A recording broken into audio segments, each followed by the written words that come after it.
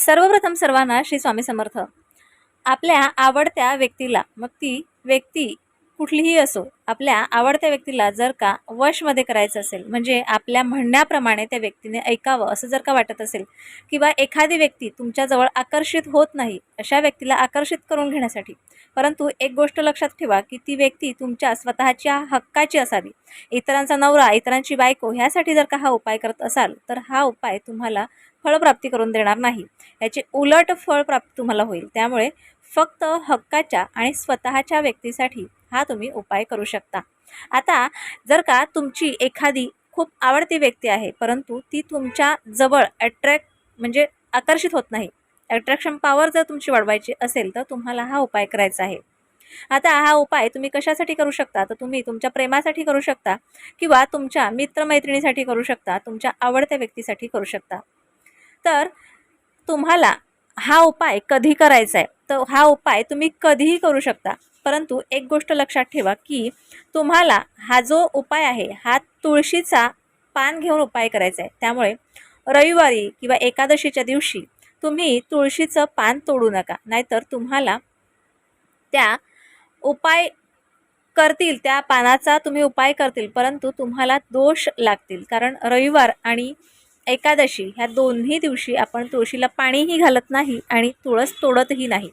आता ज्या वेळेला तुम्हाला हा उपाय करायचा आहे, त्यावेळेला हे दोन्ही तुम्ही दिवस सोडून, शिवाय संध्याकाळची वेळ जी असते ती सुद्धा सोडून, म्हणजे संध्याकाळी सुद्धा तुम्हाला तुळस तोडायची नाही, तुळशीचे पान तोडायचे नाही, तर तुम्ही सकाळी तोडून ठेवू शकता, दुपारी तोडून ठेवू शकता. अशा वेळेला तुम्ही हे तुळशीचं पान तोडून ठेवू शकता. नंतर तुम्ही उपाय कधीही करू शकता. आता हे ज्या वेळेला तुम्ही पान तोडाल, त्यावेळेला पहिले तुळशी मातेला नमस्कार करा आणि प्रार्थना करा की हे पान कशासाठी तुम्ही तोडता, कुठल्या उपायासाठी तोडता, त्यामुळे तोडता. तर अशी तुम्ही प्रार्थना करून घ्या आणि त्यानंतर तुम्ही हा पान तोडून घ्या. आता तुम्हाला काय करायचं आहे, हे जे पान आहे ना, हे पान एकतर तुम्ही स्वच्छ धुवून घ्या, कारण हे पान आपल्याला आपल्या तोंडात ठेवायचं आहे.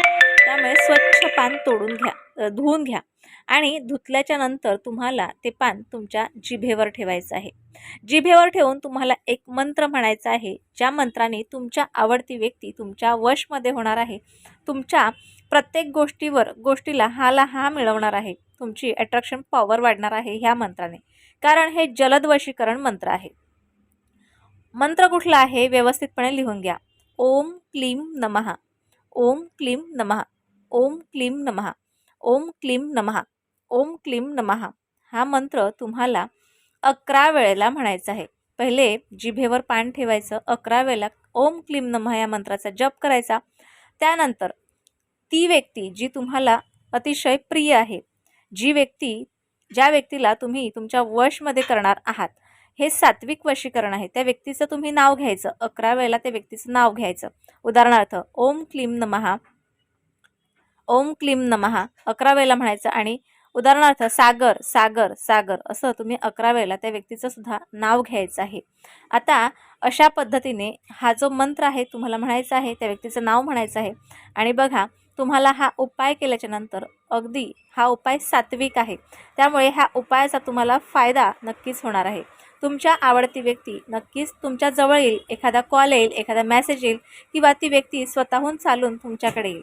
परंतु काही वेळेला आपल्याला सुद्धा प्रयत्न करणं खूप गरजेचं असतं, दोन्हीकडून समजून घेणं सुद्धा खूप गरजेचं असतं. आता हा उपाय सात्विक आहे, त्यामुळे चुकीच्या कामासाठी उपाय करू नका. हा उपाय व्यवस्थितपणे करून घ्या आणि तुम्हाला ह्या उपायाचा काय फायदा झाला मला नक्की कळवा. आणि आजचा व्हिडिओ ज्यांना कुणाला हवा असेल त्यांना व्हॉट्सअपला जाऊन शेअर करा. तुम्हाला कसा वाटला मला नक्की कळवा, आणि व्हिडिओ आवडल्यास लाईक, शेअर, सबस्क्राईब मात्र जरूर करा. पुन्हा भेटूया अशाच एका नवीन विषयासोबत. तोपर्यंत सर्वांना